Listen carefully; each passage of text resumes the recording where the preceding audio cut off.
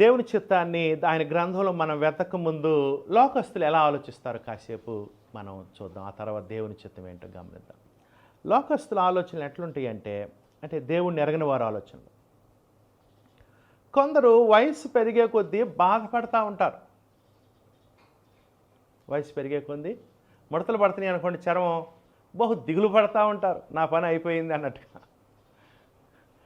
ఇంకొంతమంది రిటైర్డ్ అయ్యారనుకోండి, అసలు retired అయ్యగానే sick అవుతారు కొంతమంది రిటైర్ అయిన తర్వాత.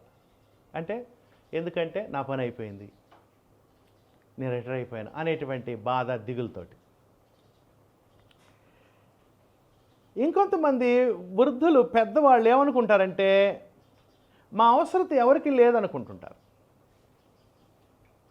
ఇంకొంతమంది వృద్ధులు ఏమనుకుంటుంటారంటే దేవుడు అందరిని తీసుకెళ్తున్నాడు, నన్ను ఎందుకు తీసుకెళ్ళట్లేదు, నా వలన ప్రయోజనం ఏంటి. ఒక వృద్ధాప్యలో ఉన్న ఆయన నది అడిగాడు. ఏమన్నాడంటే, వృద్ధాప్యలో ఉన్నాడు, ఇట్లానే విజిట్ చేశాను ఒక ఇంటిని. ఆయన ఏమన్నాడంటే, నాకు కళ్ళు సరిగ్గా కనపట్లేదయ్యా, సరిగ్గా నడవలేకపోతున్నాను, ఎందుకు దేవుడు నన్ను ఉంచడం, తీసుకెళ్ళవచ్చు కదా అని అన్నాడు. ఈ విధంగా వృద్ధులు రకరకాలుగా ఆలోచించవచ్చు. వయసులో పెద్దవాళ్ళు మా అవసరత ఎవరికి లేదు. హిట్లర్ ఏం చేశాడంటే వృద్ధులందరినీ షిప్ ఎక్కించి ఎక్కడికో తీసుకెళ్ళి చంపేశాడు. ఎందుకంటే వాళ్ళ వల్ల ప్రయోజనం లేదని ఆయన ఉద్దేశం.